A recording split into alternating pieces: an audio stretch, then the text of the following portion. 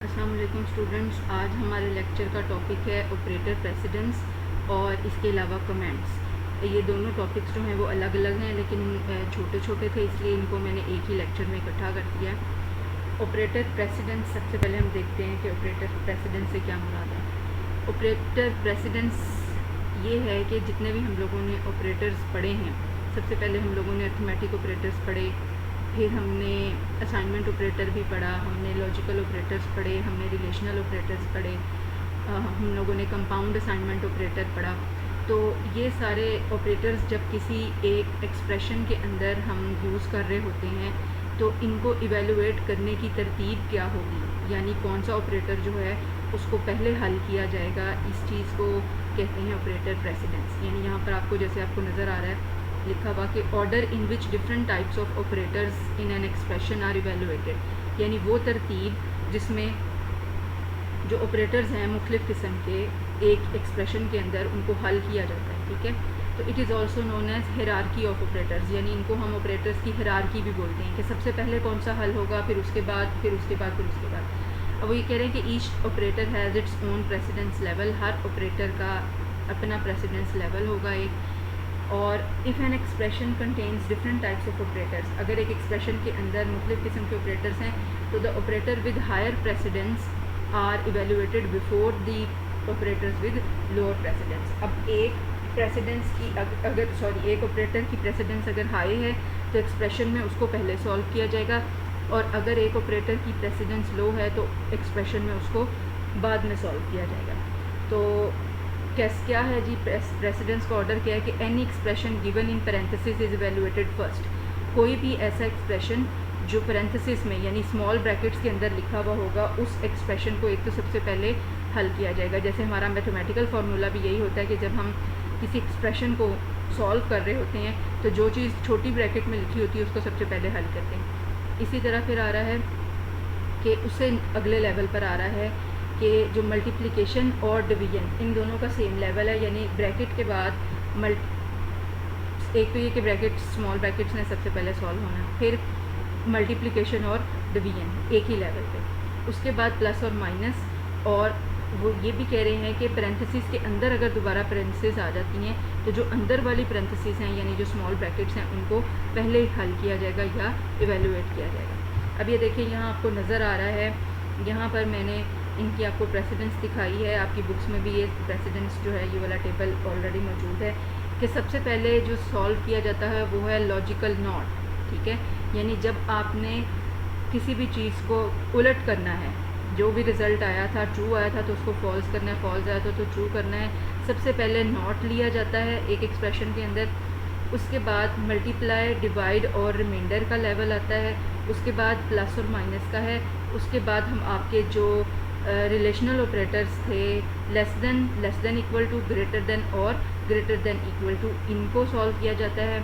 उसके बाद फिर जो रिलेशनल ऑपरेटर्स थे इक्वल टू और नॉट इक्वल टू, इनको हल किया जाता है। फिर उसके बाद एंड किया जाता है, उसके बाद और किया जाता है, और सबसे एंड पर असाइनमेंट ऑपरेटर जो है उसकी बारी आती है। तो ये सबसे हाईएस्ट जो है प्रेसिडेंस वो लॉजिकल नॉट की है, और सबसे जो लोएस्ट प्रेसिडेंस है वो इक्वल साइन की है। ये तो हमें भी मतलब हम मैथमेटिकली जब एक्सप्रेशन को सॉल्व कर रहे होते हैं तब भी जो असाइनमेंट ऑपरेटर है वो सबसे एंड पर ही आ रहा होता है। ठीक है, उसके बाद आगे आ रहे हैं कमेंट्स।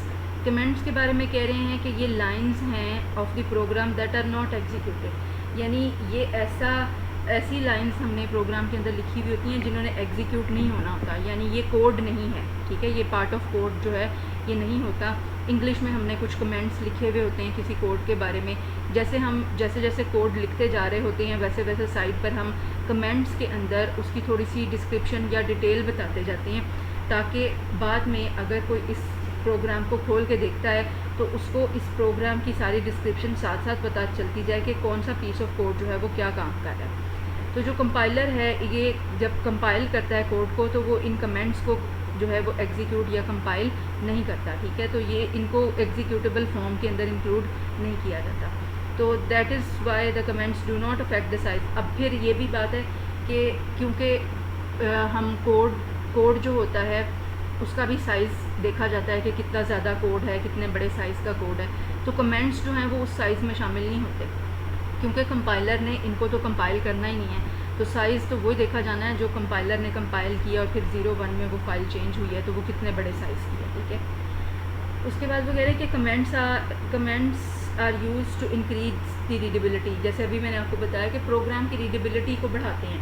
अगर कोडर जो है या प्रोग्रामर जो है वो प्रोग्राम लिखने के साथ साथ कमेंट्स भी लिखता जा रहा है हर कोड के बारे में, यानी उसने एक छोटा सा पीस ऑफ कोड लिखा है तो वो साथ ही कमेंट्स में उसको एक्सप्लेन भी कर देता है कि ये वाला पार्ट जो है वो ये काम कर रहा है, तो बाद में उस प्रोग्राम को पढ़ना बहुत ईजी हो जाता है दूसरों के लिए जिन्होंने वो प्रोग्राम नहीं लिखा कि कौन सा पार्ट ऑफ कोड जो है वो क्या काम कर रहा है।